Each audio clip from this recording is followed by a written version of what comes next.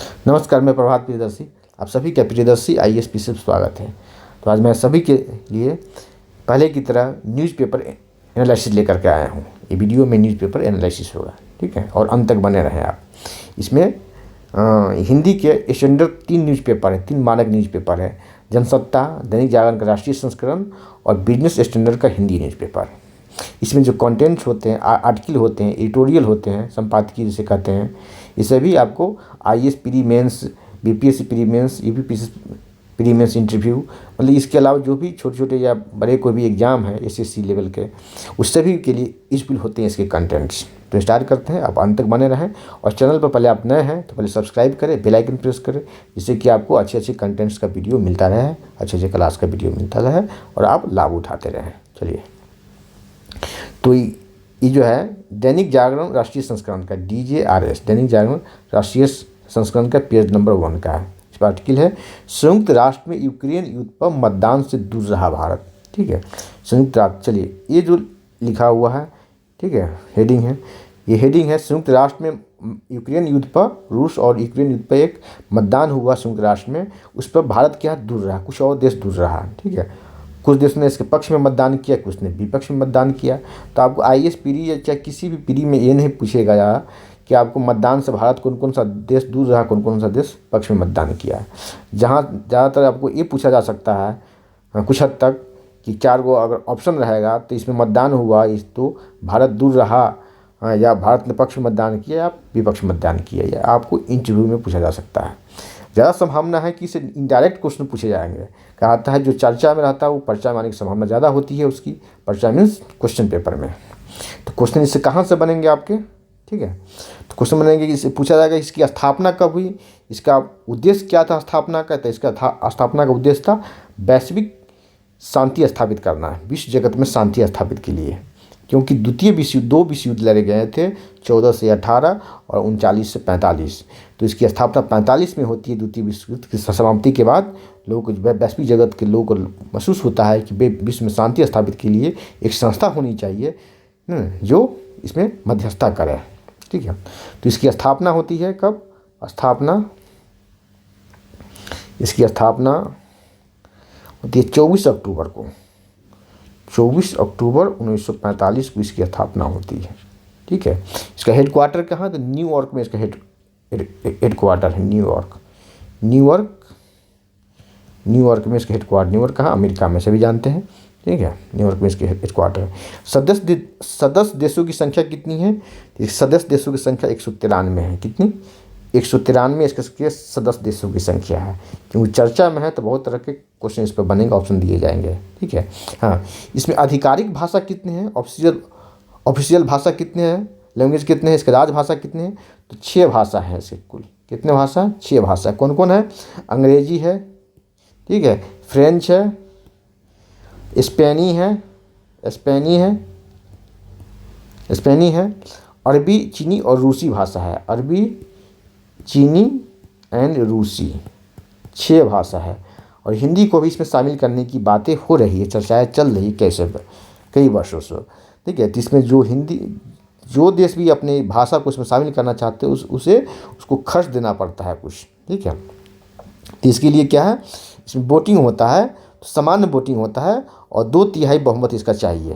ठीक है, क्या होता है इसमें कि एक साधारण बहुमत द्वारा एक संकल्प तैयार किया जाता है। साधारण बहुमत द्वारा एक संकल्प तैयार किया जाता है। फिर क्या होता है, 2/3 बहुमत से इसे पारित करके उस भाषा को स्वीकृति मिल जाती है ऑफिशियल भाषा के रूप में।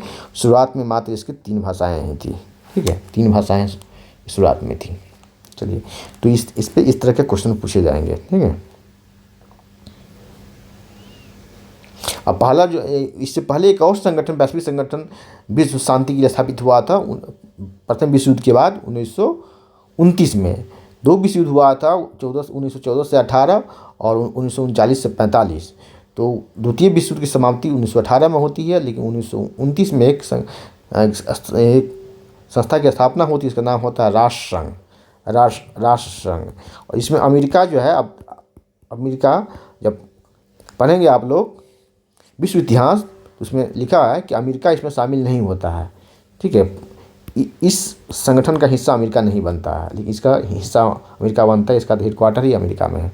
चलिए तो आगे बढ़ते हैं। ठीक, हाँ, इसके महासचिव जो है एंटोनियो गुटेरस है। कौन है महासचिव? Antonio Guterres. चलिए ठीक है, हाँ, इसके 193 इसके सदस्य देश है। ठीक है, यूक्रेन युद्ध में भारत, चीन और पाकिस्तान सहित 32 देश इससे दूर रहे, वोटिंग से दूर रहे। कुछ देशों ने इसमें पक्ष में मतदान किया।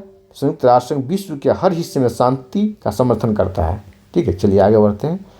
चलिए अब आइए 2 नंबर, ये क्या है? ये भी दैनिक जागरण का साफ लिखा हुआ है, DJRS पेज नंबर 3 का है।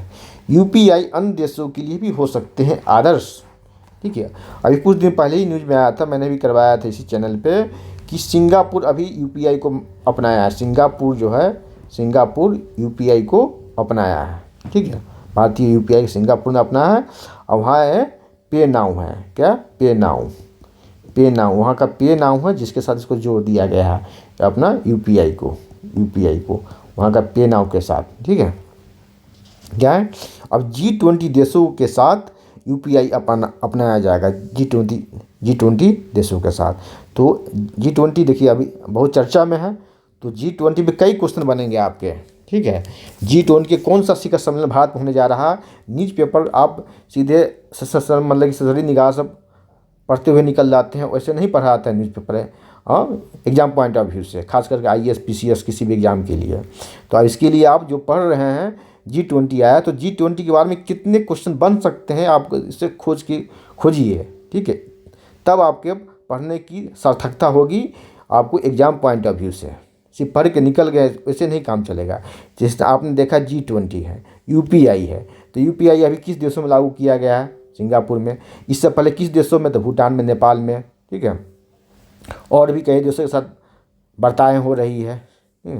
और G20 देशों के साथ भी अपनाने की बात हो रही है UPI की। अब G20 आया तो G20 के बारे में आप जानिए। G20 के कौन सा शिखर बैठक भारत में होने जा रहा है? भारत को अध्यक्षता मिली है तो 18वां।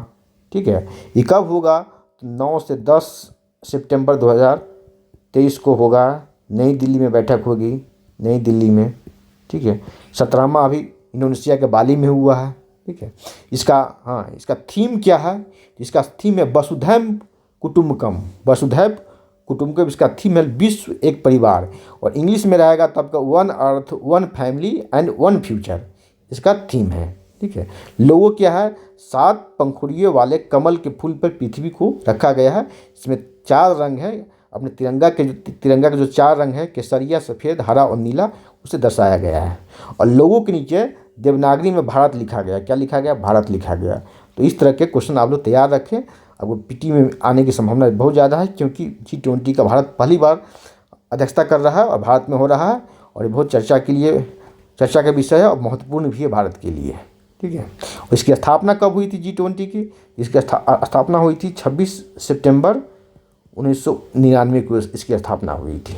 ठीक है, इसका हेडक्वार्टर अगर पूछ देगा आपका कि इसका हेडक्वार्टर कहाँ है, हेडक्वार्टर, तो इसका हेडक्वार्टर कहीं नहीं है। अब फंसाने के लिए क्वेश्चन डाला जाएगा, इसका हेडक्वार्टर कहाँ है? तो G20 का हेडक्वार्टर कहीं नहीं है, इसका कहीं भी अस्थायी हेडक्वार्टर नहीं है। जिस देश को अध्यक्षता मिलती है वहीं अस्थायी रूप से इसका कुछ सचिवालय बनाया जाता है, सेक्रेटेरिएट बनाया जाता है। ठीक है, चलिए तो आगे बढ़ते हैं। हाँ, क्या इसका थीम जो लिया गया है वसुधैव कुटुम्बकम। आपको एंशिएंट हिस्ट्री से क्वेश्चन पूछ देगा कि आपको लगेगा कि एंशिएंट हिस्ट्री का है, लेकिन एक करेंट से जुड़ के पूछा जाता है।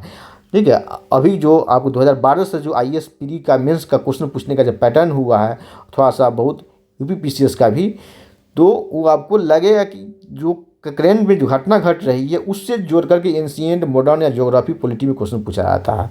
इसे थीम है वसुधैव कुटुम्बकम। तो आपको पूछ देगा कि कहाँ से लिया गया, किस उपनिषद से लिया गया? तो ये महा उपनिषद से लिया गया। किससे?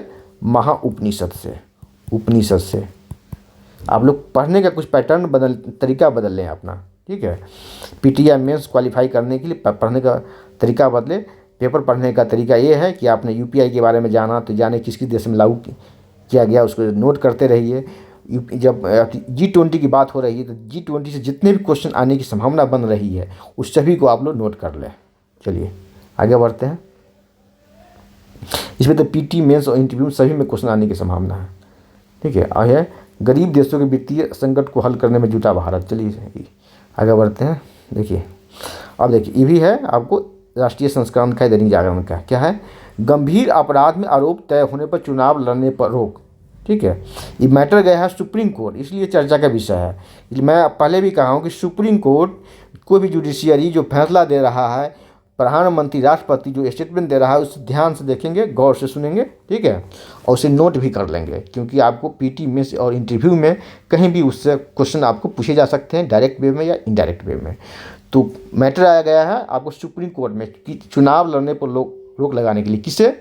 जो गंभीर अपराध में शामिल जो है, गंभीर अपराध में आरोप तय हो जाने पे जो प्रतिनिधि, जनता के प्रतिनिधि, सांसद, विधायक हैं, जो भी लोकल बॉडीज़ के प्रतिनिधि हैं, ठीक है, पंचायत चुनाव के, नगर निगम के, उस सभी को चुनाव उस पर आजीवन प्रतिबंध लगाने के लिए क्या है, सुप्रीम कोर्ट ने राजनीति के अपराधीकरण का मुद्दा उठाने वाली और हत्या, दुष्कर्म जैसे गंभीर अपराधों में अदालत से आरोप तय हो जाने पर, आरोप सिद्ध हो जाने पर चुनाव लड़ने पर रोक लगाने की मांग संबंधी याचिका पर केंद्र सरकार और चुनाव आयोग से जवाब मांगा है। ठीक है, सुप्रीम कोर्ट ने केंद्र सरकार और चुनाव आयोग से जवाब मांगा है कि इस पर क्या किया जाए। कोर्ट ने कहा कि राजनीतिक के अपराधीकरण के खिलाफ है। क्या? राजनीति में अपराधीकरण को कम किया जाएगा। लोग, जनप्रतिनिधि जो गलत करने से डरेंगे, स्वच्छ राजनीति का जन्म होगा, विकास होगा। इस मामले जब जवाब दाखिल करेगी, ठीक है, इसके बाद, ठीक है, 3 सप्ताह का समय दिया गया है, 10 अप्रैल तक जमा करना है। ठीक है, आप देखिए इस पर। ये तो जान लिए कि चर्चा में आया। जब चर्चा में आया है तो इससे संबंधित कुछ क्वेश्चन बन सकते हैं, आपको पूछे जा सकते हैं पीटी मेंस में। ये पहले से क्या है कि पहले से एक कानून है कि 2 वर्ष से अधिक, मैं एरो दे दिया ऊपर, आप नोट्स में भी इस तरह से इस्तेमाल करेंगे। 2 वर्ष से अधिक लिखने में समय ज़्यादा लगता है आपको, स्पेस भी ज़्यादा लगेगा। 2 वर्ष से अधिक की सज़ा तय हो चुकी है तो उस जनप्रतिनिधि कोई पद पे है, सांसद है, विधायक है, मुखिया है, कोई भी है, तो उससे क्या होगा, चुनाव लड़ने पर रोक लगा दी जाती है। सबसे पहले तो उसकी सदस्यता जाती है। 2 वर्ष से अधिक सज़ा मिल गया है तो उसकी सदस्यता खत्म हो जाती है। क्या हो जाती है? सदस्यता खत्म। ठीक है, खत्म हो जाती है। सांसद, विधायक, ठीक है, उसकी सदस्यता खत्म हो जाती है। अब क्या है आगे, फिर कि आगे क्या है कि सज़ा पूरी होने के बाद 6 वर्षों तक चुनाव नहीं लड़ सकता है। आगे 6 वर्षों तक कोई चुनाव नहीं लड़ सकता है। ठीक, नहीं लड़ सकता है। ठीक है, कोई चुनाव 6 वर्ष तक। इससे क्वेश्चन आया, क्या सज़ा सुनाने के समय से 6 वर्षों तक चुनाव नहीं लड़ सकता? नहीं, इसकी सज़ा पूरी होने के आगे 6 वर्षों तक चुनाव नहीं लड़ सकता है। 2 वर्ष से अधिक सज़ा जब मिलेगी तब। इसी को रोकने के लालू यादव को जो सज़ा मिली थी, तो यूपीए सरकार के समय 2013 में 12-13 के समय क्या हुआ था कि कांग्रेस, मनमोहन सिंह ने एक बिल लाया था, एक विधेयक लाया था। ठीक है, एक विधेयक लाया था इसको रोकने के लिए। राहुल गांधी ने उसे पार्लियामेंट में ही, संसद भवन में ही फाड़ कर फेंक दिया था उस विधेयक को। ठीक है, चलिए आगे बढ़ते हैं। हाँ, आगे है, गेहूं की 10 किस्म और चावल की 2 किस्म का विमोचन किया गया। गेहूं की 10 किस्म, चावल की 2 किस्मों का विमोचन किया गया। ठीक है, तो इसके बारे में जान लेंगे आप, क्या क्या नाम है इसका। SD 3406, SD 3407, HI 1650 पूसा ओजस्वी नाम है इसका, HI 1653 पूसा जागृति, HI 1654 पूसा आदिति, HI 1655 पूसा वर्ष, HI 8826 पूसा पौष्टिक, HI 8830 शामिल है। ठीक है, चावल की 2 किस्में हैं, कौन कौन? पूसा बासमती, ठीक है, पूसा बासमती और पूसा सांभा। पूसा बासमती 1882, पूसा सांभा 1853, 2 किस्में से शामिल किया गया है। ठीक है, और आगे क्या है, चने की किस्म भी है, पूसा JC 16, पूसा 1634। बागवानी फसलों के लिए गुलाब की 2 किस्मों को लक्ष्मी और भार्गव को शामिल किया गया है। गेंदे की 2 किस्में शामिल किया गया है, पूषा पर्व और पूषा उत्सव का विमोचन किया गया। ठीक है, नई दिल्ली में ही हुआ है, पूषा एग्रीकल्चर यूनिवर्सिटी में। चलिए आप देखिए, पूषा एग्रीकल्चर यूनिवर्सिटी बिहार के समस्तीपुर में भी है, एक दिल्ली में भी है। चलिए आगे बढ़ते हैं। भारत गुयाना के बीच द्विपक्षीय व्यापार में और विविधता लाने की जरूरत है। कौन बोलिए? मुर्मू बोलिए। कौन है ये? भारत की राष्ट्रपति हैं, भारत की राष्ट्रपति हैं, राष्ट्रपति द्रौपदी मुर्मू ने। ये क्या है, क्यों बोलिए? गुयाना के उपराष्ट्रपति राष्ट्रपति भवन में इनसे मिलने आए। भारत का दौरा हुआ इनका नाम है उपराष्ट्रपति का डॉक्टर भरत जगदेव, भारतीय मूल के ही हैं। ठीक है, चलिए आगे बढ़ते हैं। अब देखिए आगे है अंतर्राष्ट्रीय वायु योग एक्सपो में जुटे 30 देश के प्रतिनिधि। ये कहाँ हुआ है? ये हुआ है आयुर्वेद के ये वाराणसी में हुआ है। ठीक है, कहा कि आयुर्वेद पर वैश्विक देशों का एक सम्मेलन कहाँ हुआ है हाल ही में? तो वाराणसी में हुआ है। कहाँ? वाराणसी में 4 दिवसीय सम्मेलन हुआ है, आयुर्योग एक्सपो हुआ है। ठीक है, एक डिफेंस एक्सपो होता है उस पर भी कोई क्वेश्चन आता है। ये हुआ है आयुर्योग एक्सपो, कहाँ हुआ? वाराणसी में। चलिए आगे बढ़ते हैं। अब देखिए ये भी दैनिक जागरण का राष्ट्रीय संस्करण पेज नंबर 6 का है। क्या? सुप्रीम कोर्ट का पीडीएस में छुट्टी की मांग पर विचार से इनकार। चलिए आपका क्लास कैसा लग रहा है? आपको क्लास कैसा लग रहा है? कमेंट बॉक्स में आप कमेंट करेंगे, कोई भी डाउट हो वहाँ भी कमेंट करेंगे, मैं उसका रिप्लाई करूँगा। और चैनल पर नए हैं तो उसको सब्सक्राइब करें, पहले बेल आइकन प्रेस करें, जिससे कि आपको नोटिफिकेशन मिलता रहेगा। लाइक कमेंट और शेयर करें। चलिए आगे है सुप्रीम कोर्ट का पीरियड्स में छुट्टी की मांग पर विचार। मंथली साइकिल एमसी जो होता है महिलाओं में, लड़कियों में, उस पीरियड में छुट्टी की मांग की गई है। सुप्रीम कोर्ट का क्या कहना है? देखिए सुप्रीम कोर्ट में एक याचिका दायर की गई, इस पर पूरे देश में छुट्टी का प्रावधान किया जा सकता। तो छुट्टी तो सुप्रीम कोर्ट ने कहा है ये नीतिगत मामला है। ये क्या है? नीतिगत मामला है, इसमें मैं कुछ नहीं कर सकता। कोर्ट ने याचिकाकर्ता से कहा कि वो अपनी मांग के संबंध में केंद्रीय महिला एवं बाल विकास मंत्रालय को ज्ञापन दे कि मैं इसमें कानून बना नहीं सकता। कानून बनाने का काम किसका है? तो संसद का है, पार्लियामेंट का है। देखिए तो यहीं से क्वेश्चन आएगा पॉलिटिकल पॉइंट ऑफ व्यू से, ये कानून बनाने का अधिकार किसका है? तो कानून बनाने का अधिकार पार्लियामेंट का है, संसद का है, सुप्रीम कोर्ट का अधिकार नहीं है। जुडिशरी को कानून बनाने का अधिकार नहीं है, लॉ बनाने का अधिकार नहीं है। हाँ, जुडिशरी को उसकी समीक्षा करने का अधिकार है। कोई भी लॉ अगर लगेगा कि फंडामेंटल राइट्स को वायलेशन कर रहा है, संविधान की आधारभूत संरचना को क्षति पहुंचा रहा है, वायलेशन कर रहा है, तो उस केस में उसे रद्द करने का अधिकार सुप्रीम कोर्ट को है।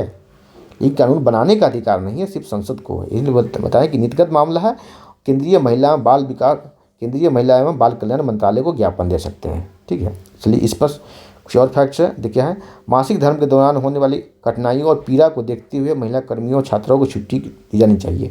लेकिन एक तर्क ये भी दिया गया है कि इस तरह की छुट्टी का अगर प्रावधान किया जाता है तो कंपनी में, प्राइवेट सेक्टर में महिलाओं को, ठीक है, महिलाओं को जॉब कम मिलेगा। ठीक है, क्योंकि नियोक्ता जो है उसे सोच समझ के ही रखेंगे, उसे लगेगा कि ये महीना में 2 दिन 3 दिन फालतू की छुट्टी से मिलेगी। चलिए आगे है। तो भारत में एक सिंगल राज्य है जो अपना बिहार है, वहाँ सिर्फ छुट्टी मिल रही है 2 मात्र राज्य में छुट्टी है। क्या भारत में सिर्फ बिहार एक मात्र राज्य है जहाँ 1992 से 2 दिन की छुट्टी है। कितने दिन की छुट्टी है? 2 दिनों की छुट्टी है। ठीक है, 2 दिनों की छुट्टी है, स्पेशल मेस्ट्रियल लीव मिलता है इस पर। ठीक है, सिर्फ 2 दिनों की छुट्टी बिहार में है, बिहार के अलावा देश में कहीं नहीं। तो पूरे देश के स्तर पर लागू करने के लिए इसमें याचिका दायर किया गया। तो यहाँ से ये जान लें, आपको क्या पता चला कि कानून बनाने का जब पॉलिटिकल पॉइंट ऑफ व्यू से क्वेश्चन आएगा, पीटी मेंस में क्वेश्चन आएगा क्या कानून बनाने का अधिकार संसद के पास है? नहीं, कानून बनाने का अधिकार, हाँ, कानून बनाने का अधिकार सुप्रीम कोर्ट के पास है नहीं, कानून बनाने का अधिकार संसद के पास है, पार्लियामेंट के पास है, संसद के पास है। और कानून की समीक्षा करने का अधिकार सुप्रीम कोर्ट का है। और उसे लगेगा कि ये कानून जो है फंडामेंटल राइट्स आपको संविधान की जो आधारभूत संरचना है, बेसिक स्ट्रक्चर उसको इंग्लिश में बोलते हैं, उसको अगर वायलेट कर रहा है तो उस केस में उसे बैनिश कर सकता है, रद्द कर सकता है कानून को, सुप्रीम कोर्ट। चलिए अब आइए, ये भी है दैनिक जागरण का राष्ट्रीय संस्करण पेज नंबर 6 है। केंद्र नदी महाराष्ट्र के औरंगाबाद, चलिए केंद्र नदी महाराष्ट्र के औरंगाबाद और उस्मानाबाद के नाम बदलने की मजबूरी। 2 जिला जो है महाराष्ट्र में, एक औरंगाबाद और दूसरा है उस्मानाबाद, इसे नाम बदलने की मंजूरी मिल गई। तो मंजूरी किसने दी? पहले तो राज्य सरकार इसे भेजता है, केंद्र सरकार के पास। राज्य सरकार जो होता है ये केंद्र सरकार के पास भेजता है और केंद्र सरकार इसकी केंद्र सरकार से इसे मंजूरी मिलती है नाम बदलने की। तो मंजूरी कहाँ से मिलती है, कौन देता है? गृह मंत्रालय। यहाँ देखें नाम, आपको इससे क्वेश्चन पूछा जा सकता है, किसी जिले का नाम, किसी राज्य का नाम, किसी जगह का नाम जगह बदला जाता है, परिवर्तित किया जाता है, तो फाइनल मंजूरी उसे कौन देता है, कौन सा मंत्रालय देता है? ठीक है, आप विदेश मंत्रालय देता है या कानून मंत्रालय देता है या रक्षा मंत्रालय देता है? तो नहीं, ये होगा गृह मंत्रालय। फाइनल मंजूरी कौन देता है? अंतिम मंजूरी उसकी गृह मंत्रालय देता है। ठीक है, MHA ministry of home affairs, गृह मंत्रालय के प्रस्ताव को मंजूरी दे दी है और कहा कि केंद्र सरकार को महाराष्ट्र के दोनों जिलों के नाम बदलने पर कोई आपत्ति नहीं है, हमें कोई आपत्ति नहीं है। तो फाइनल मंजूरी कौन देता है? गृह मंत्रालय। ठीक है, आपको लग गया अरे ये तो ऐसा क्वेश्चन तो कोई किताब में नहीं मिला, न लक्ष्मीकांत में मिला, न आपको NCERT में मिला। सभी क्वेश्चन का जवाब आपको NCERT या लक्ष्मीकांत में किसी भी बुक में नहीं मिलेगा। इसके लिए आपको न्यूज़पेपर पढ़ना पड़ेगा, उसको न्यूज़पेपर पढ़ने के साथ साथ उस पर एनालिसिस करना पड़ेगा, खोजना पड़ेगा। सिर्फ ससरी निगाह से पढ़ने से नहीं होगा। ठीक है, तो मेरे साथ जुड़े रहें तो आपको बेनिफिट मिलेगा। ठीक है, एग्ज़ाम में क्वेश्चन सोल्व होगा, एग्ज़ाम के बाद निकलेंगे एग्जामिनेशन हॉल से तो आप मुझे याद करेंगे और एग्जामिनेशन हॉल में भी क्वेश्चन देख के याद करेंगे मुझे आप। मेरी याद आएगी कि सर ने बताया था ऐसा ऐसा, वही उस तरह का ही क्वेश्चन आया। चलिए आगे है क्या, दुनिया का सबसे ऊंचा मंदिर। ठीक है, 1440 स्तंभ पर होगा, इसमें एक कील भी नहीं लगाया जाएगा। ठीक है, एक कील भी नहीं लगाया जाए। तो इसकी ऊंचाई कितनी है और चौड़ाई कितनी है? जब कहा जा रहा है दुनिया का सबसे ऊंचा मंदिर, पिछले बार BPSC में पूछा गया था सबसे ऊंचा मंदिर कहाँ बनाया जाए, रामायण मंदिर, तो सीतामढ़ी में। इस तरह का क्वेश्चन आपको स्थापत्य से है। ठीक है, इसमें आर्ट एंड कल्चर का ही हिस्सा है स्थापत्य कला। ठीक है, तो देखें कितना 400 फीट लंबा और 400 फीट ऊंचा मंदिर होगा। 400 फीट लंबा, 400 फीट ऊंचा मंदिर होगा। कहाँ बनेगा? तो गुजरात में। गुजरात में कहाँ? तो अहमदाबाद में। इतना ही ध्यान रखिए आप लोग। चलिए अब क्या, 150 साल पूरे फिर भी ट्राम को नहीं मिला धरोहर का दर्जा।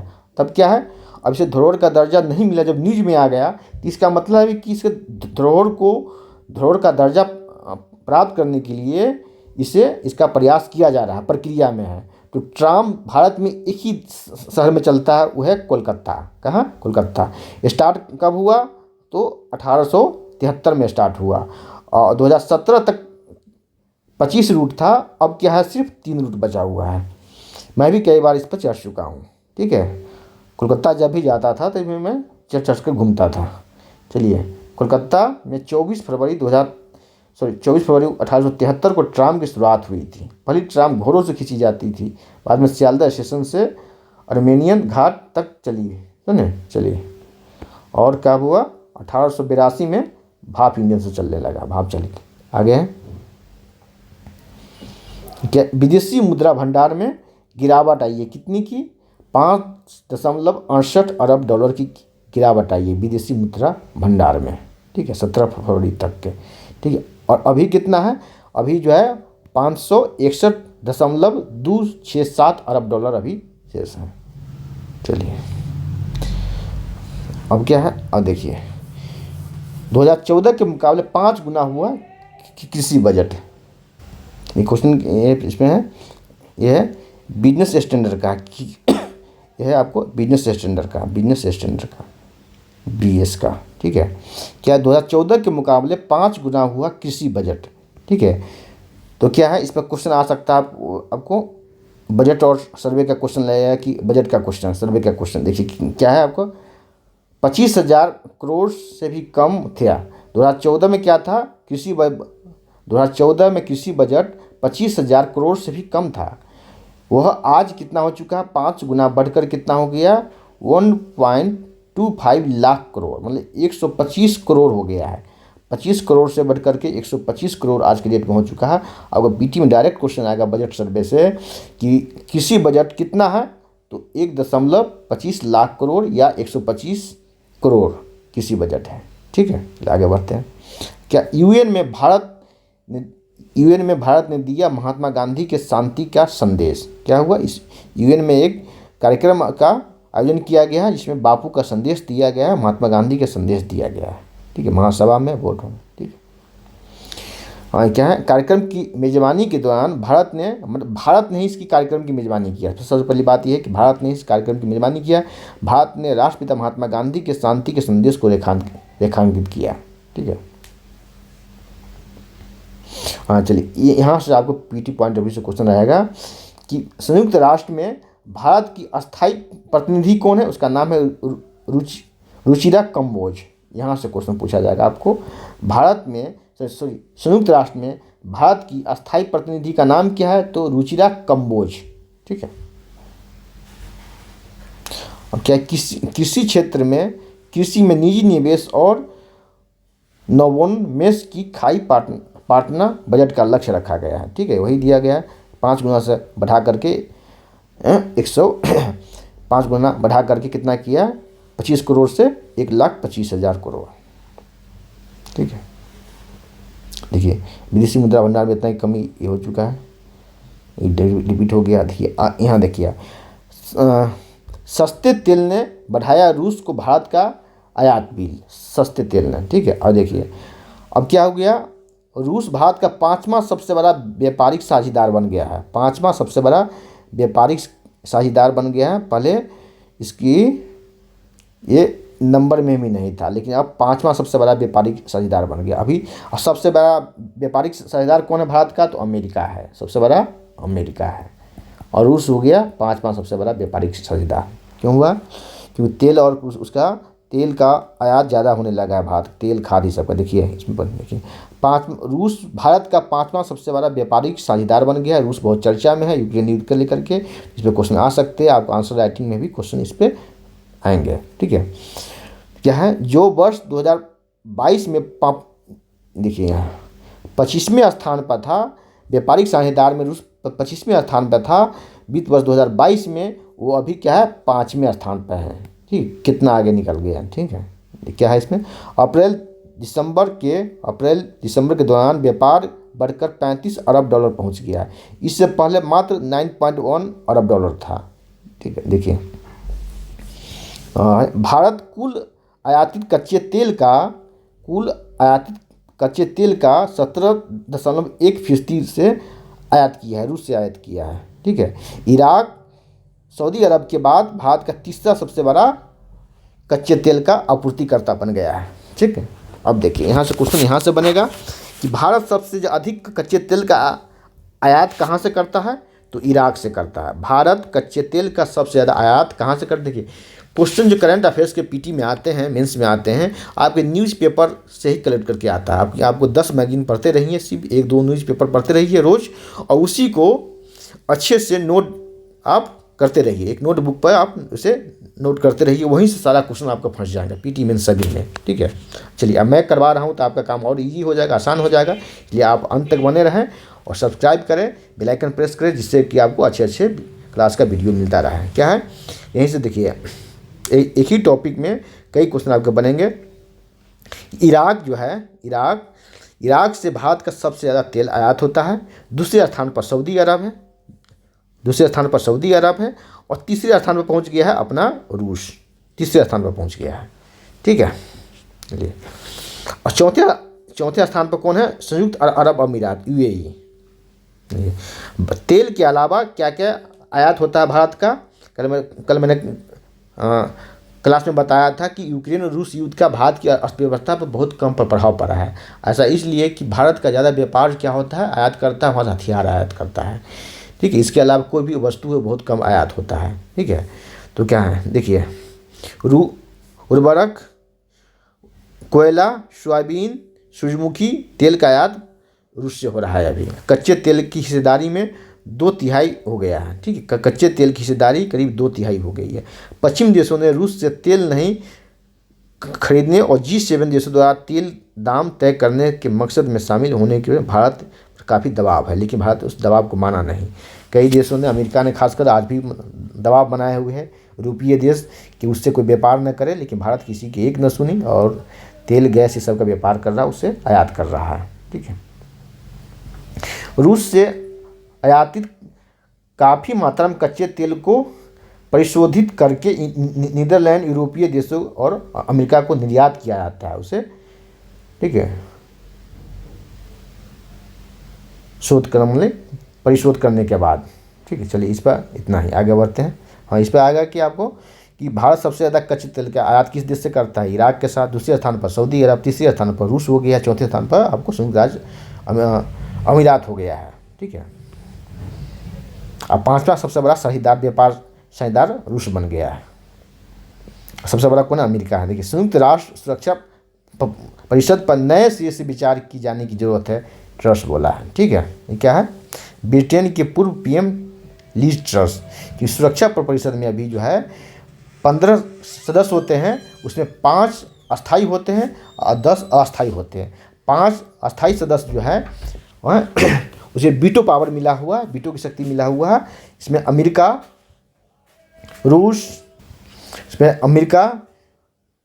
रूस, चीन, इंग्लैंड और फ्रांस, ये 5 देश है जिन्हें वीटो पावर मिला हुआ है।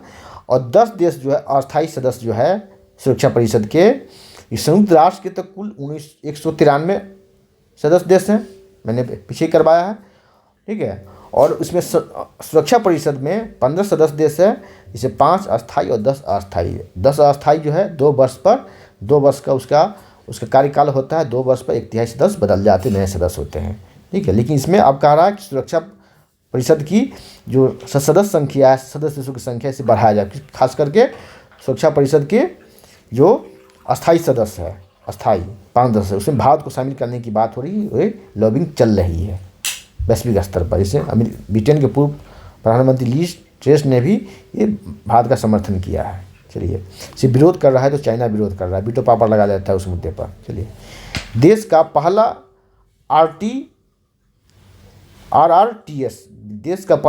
RRTS गलियारा बनकर तैयार। कहाँ बना है देश में? देखिए, देश के पहले regional rapid transit system RRTS गलियारा बनकर तैयार हो गया है, ठीक है। क्या RRTS ट्रेन का शुक्रवार को दुहाई से साहिबाबाद खंड के बीच इसका परीक्षण किया गया, ट्रायल किया गया, ठीक है।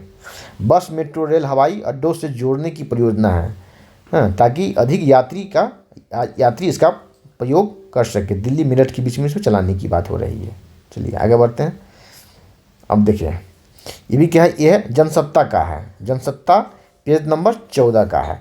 राष्ट्र सरकार जनता और उसके हितों को संरक्षक होती है, ठीक है। संविधान का संरक्षक है कौन? सुप्रीम कोर्ट, और संसद को भी, विधायिका को भी संविधान का संरक्षक कहा जाता है। राज्य सरकार जनता और उसके हितों का संरक्षक है। क्वेश्चन आ गया क्या? राज्य सरकार जनता और उसके हितों का संरक्षक है? 4 ऑप्शन दे देगा तो उसमें मानेंगे हाँ, राज्य सरकार जनता और उसके हितों का संरक्षक है, ठीक है। चलिए आगे बढ़ते हैं। तो आज इतना ही, फिर अगले वीडियो में मिलते हैं। आपको सेशन कैसा लगा कमेंट सेक्शन में आकर कमेंट करें। कोई भी डाउट हो तो आप कमेंट करें, मैं उसका रिप्लाई करूँगा।